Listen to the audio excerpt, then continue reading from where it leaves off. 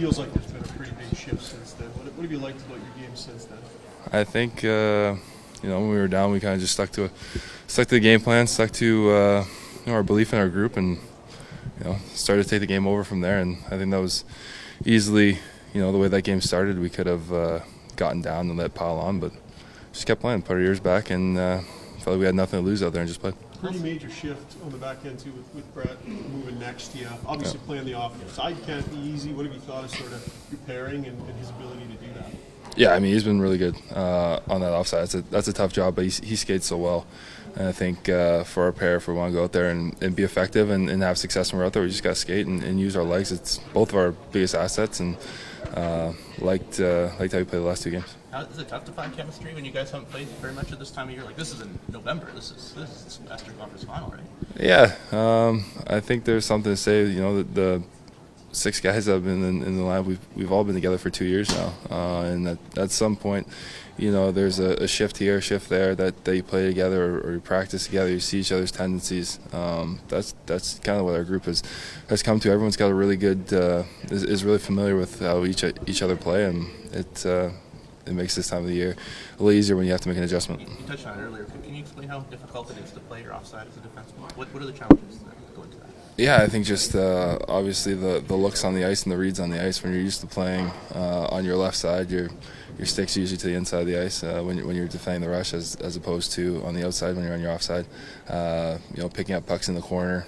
A lot of times you either have to make plays up the strong side or use your backhand. So there's different things, but obviously with the way that Brett can skate and think and see the game out there, he's been so good so far, and we just got to continue to keep that going. Darnell, you guys have done a good job of mitigating their rush chances in the last couple of games. What have you guys done, or what have you guys seen in the way they attack that you guys have been able to defend it really well? I think it's just a commitment of us to keeping all 5 guys in front of us, and at the same time not taking away our aggressiveness and our forecheck, or trying to stay tight as D-men and whatnot, but just trying to keep them in front of us. They're a team with a lot of weapons and can skate, and if you give them time and space, they'll make you pay. So for us, it's got to continue tonight. Darnell, upon arrival today, your coach kind of said that for Game 5 there were some smiles, but very businesslike. Connor said he doesn't sense really any nerves or anxiety. As part of the leadership group, what's kind of your sense of the day getting here? Some skating, some not, and just what you kind of feel and see in the room heading into tonight? Yeah, I think it's kind of just been the tone of the group throughout the playoffs here, just calm and taking each day as it comes. I think the biggest thing with our group is we've just been focused on the process of it and just trying to play our game. The results will take care of themselves, but what we got to do is take care of the day-to-day and what we do out there on the ice, and playing our system the right way, carrying ourselves the right way, and there's a lot of belief in this group, and that's where that calm comes from. You were really physical in Game 4, and then more of that last game. Did you feel like the series needed a bit of an injection of that? Yeah, it's probably when I'm most effective in my game is when I'm being more physical. So it's definitely an aspect. I think that when our team brings it. We obviously have the ability to skate and the firepower to score, but we're physical and hard to play against, and good defensively. We cover a lot of areas of the game.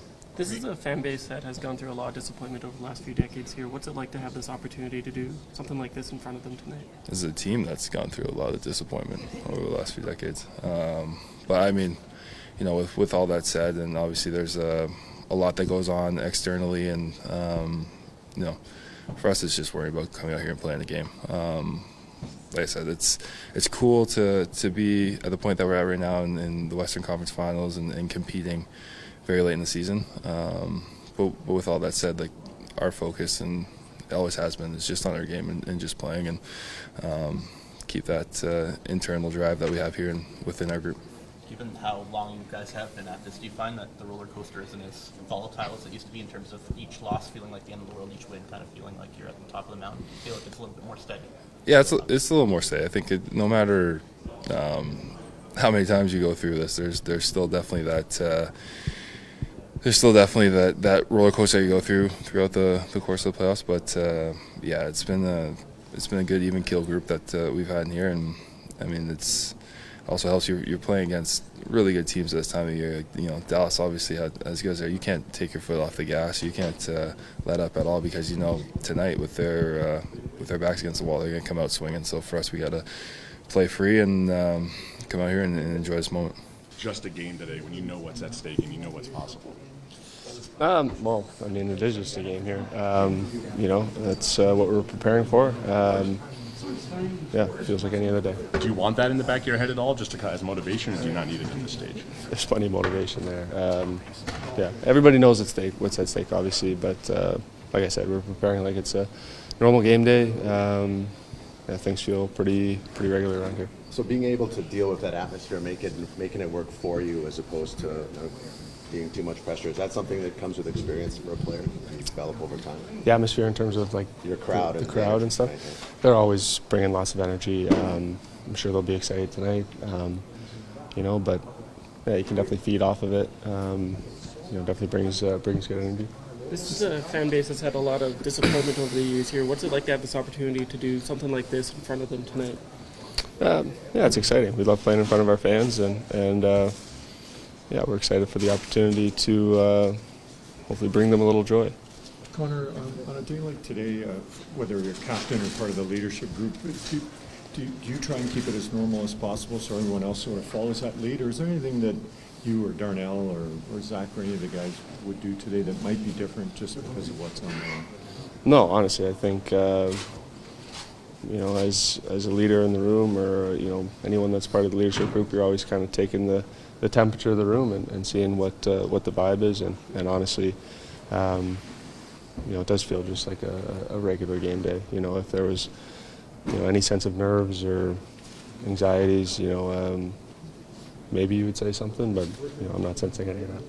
Johnny, you guys basically pulled this back from the brink a couple of games ago, down 2-0 early on. What has been the difference in your mind since then? Yeah, it's a good question. I don't know. We've just been playing our best hockey. We've been forechecking well. We haven't been giving up too much, which is good. They're a really good rush team. We've been doing a great job of limiting that and limiting their chances as a whole. So, yeah, just been playing good hockey. What would you say about your group's ability to adapt? Maybe get a feel in the first few games, and if it's not quite working, try different things, adjust, that sort of thing? Yeah, Dallas plays a little bit of a different game. They play maybe a little bit of a longer game than we've seen, just in terms of stretching wingers out high, and they rim a lot of pucks. They punt a lot of pucks out into the neutral zone. So you got to adapt to that. I felt like early on in the series they were maybe catching us maybe in between and getting some looks off the rush. But since then, I think we've done a good job of understanding what they're trying to do and limiting that. There might be at bay, keep the energy up tempo and positive. If that's an effort you have to choose to make to keep it right.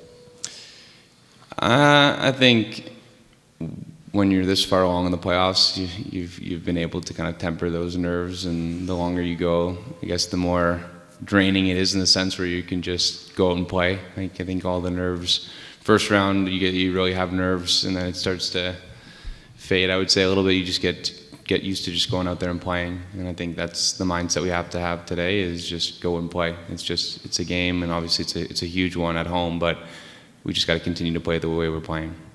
Second row left, Derek. Hey, Matthias.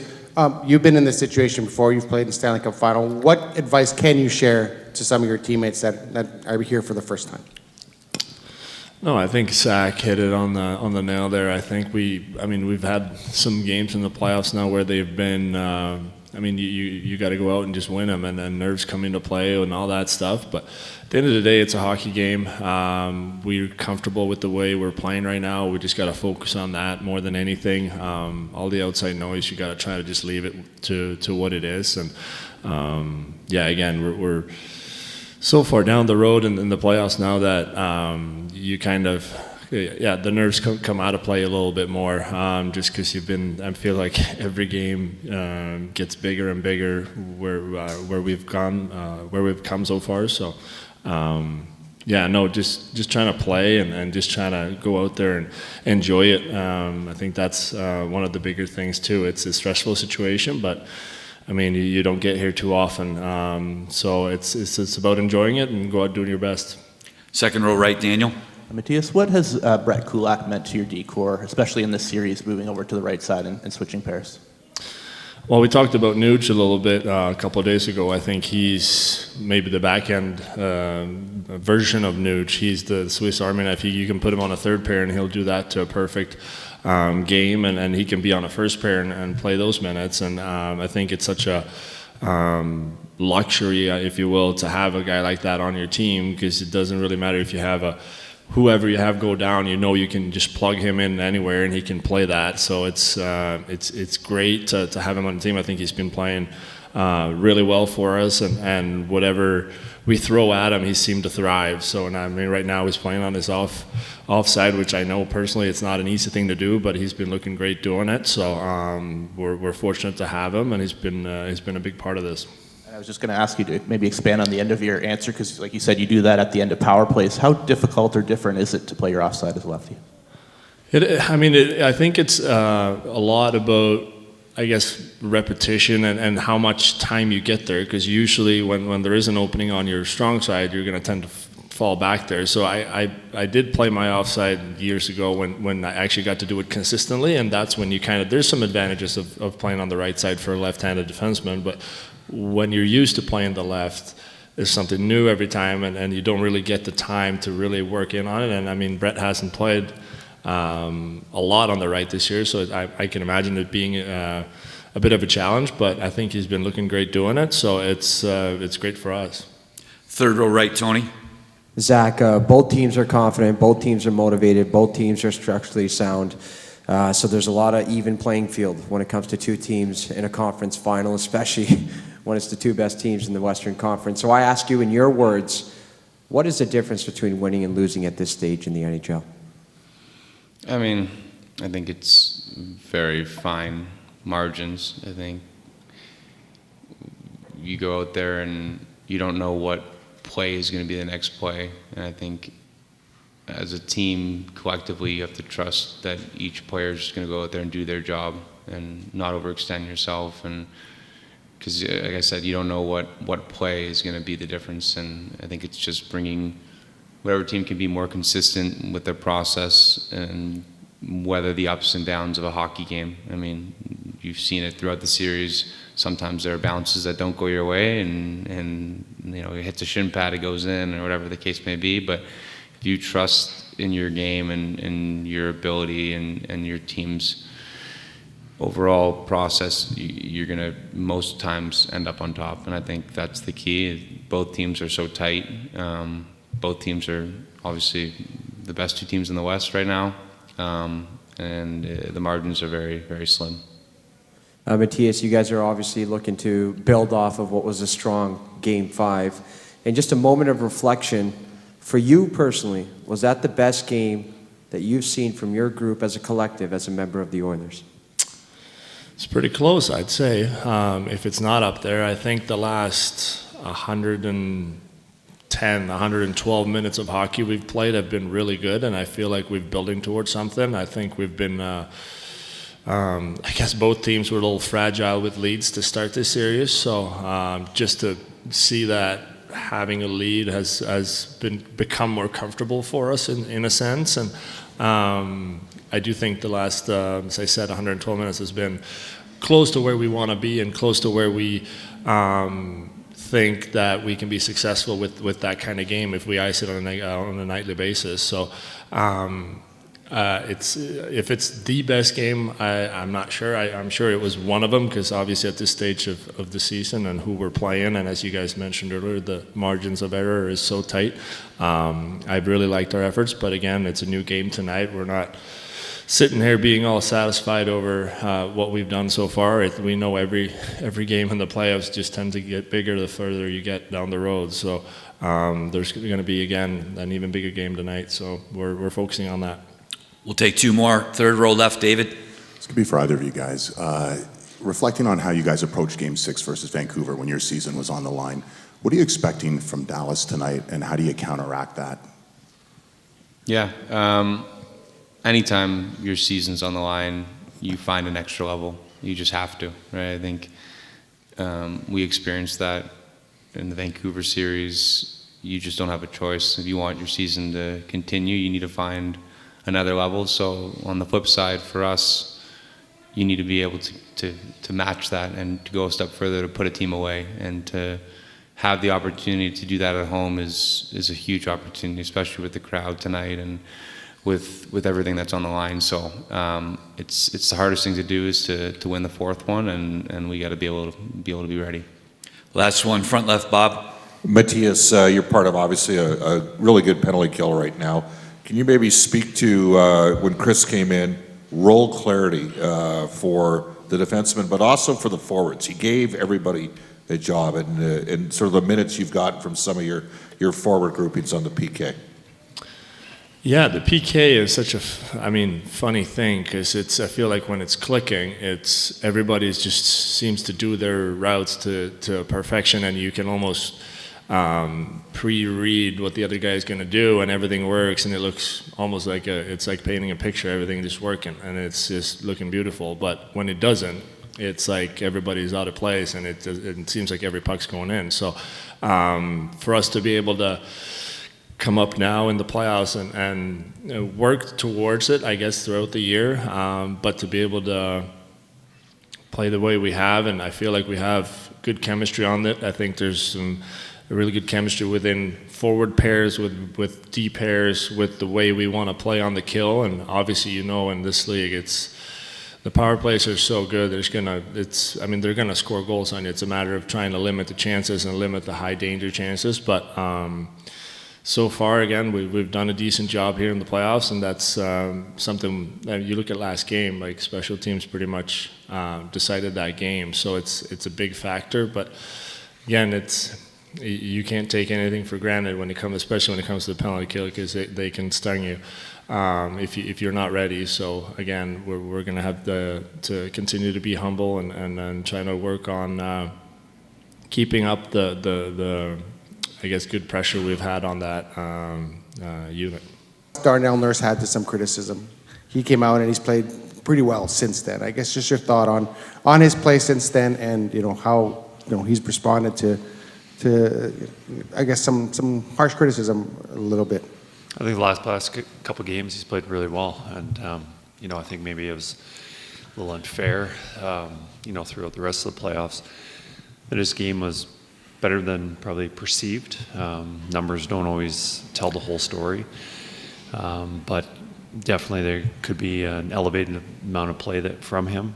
And the last two games, I think he's really done that. And the biggest thing is just how well he's moving his feet. And I talked earlier about there's very few guys that can defend as well as he can. He covers a lot of area with his reach and his speed and his physicality, how strong he is. He's able to eliminate plays really quickly. So in the last couple of games, you can just see how he's getting around the ice. He's moving his feet. He's covering a lot of space. And, I'm not sure what he had the hit total in Game 5, but I know Game 4, 12 hits. And, that just shows me that he's getting involved and he's moving quickly. Second row on the right, Ryan. This one's actually from Cam Tate. He just was wondering how you're on the verge of doing some pretty big things here potentially, how you still keep the picture small and focus on the job at hand despite kind of the magnitude of what's facing you. We're playing a really good team, and if we relax at all, that we're going to be in trouble. So we can be happy with the way we performed the last couple of games and how well we checked, and our defensive details were pretty good. But, even that being said, we can be very happy with how we played. We just squeaked out a couple wins. So any step back, we're in a lot of trouble.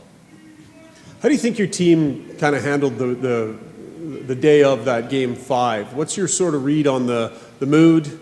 Different guys maybe try and keep it light. How your group seems to handle these moments? I think the players are very comfortable with each other. I think they enjoy being around and spending time together. And, that makes it easier to keep it light. But the read is maybe it looks like it's light, but I don't know, I see a lot of a business attitude, very focused on what needs to be done, and the chatter in the room before they go out for the ice. And you know, I know Derek Ryan didn't play last game, but he took warm up, and you know, I know he said some things to the team, you know, before the game started, and just not only him but everybody. I think everyone's just know what's at stake right now, and I don't know, I guess that light atmosphere is just a confident attitude, but I do think that they're very focused and very businesslike. Second row on the left. Chris, you've obviously been in the situation where Dallas is in right now, down 3-2 in a series. Knowing that mentality, what do you expect out of the Stars tonight? Their best, and we've seen it at times during the series. And you know, I think we're getting a lot of praises from the last game for us, how well we played. But you know, I watched that again, and I feel it could have went either way. So you know, as good as we were last game, it's probably not good enough to beat Dallas in an elimination game. So our team's got to be even better than we were last two games. We'll take a few more. Second row, right, Daniel. Chris, at various points of the year, the veteran players, a lot of the players have talked about kind of learning from past, poor experiences or disappointing experiences, losing to Colorado, losing to Vegas. How do you kind of play into that when you weren't here? Does that matter to you in any way?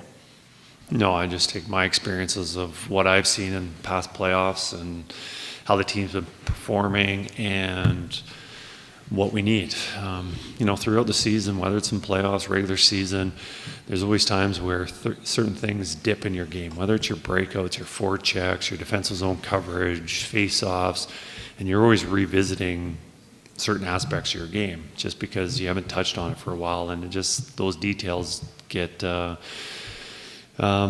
a little bit. And right now we focus on little things throughout our games throughout the series against LA or Vancouver and now Dallas, and whether it's our defensive zone coverage is getting a little loose here or neutral zone forecheck or whatever it is, I think we're always trying to review things just so that we can stay on top of our game and play as close as to 100% as possible. Third row right, Tony. Good morning, Chris. Can we expect the same lineup here tonight?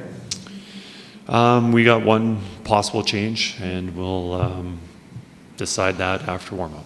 All right, when people talk about Evan Bouchard's game, of course the numbers stand out. I mean, he's putting up some historic numbers so far in these playoffs, but I want to ask you about your assessment and his ability of quick decision-making when the puck is on his stick, whether it's a rim around, whether it's a D-to-D pass, and he has pressure on him, and his ability to execute those passes to start the transition up ice.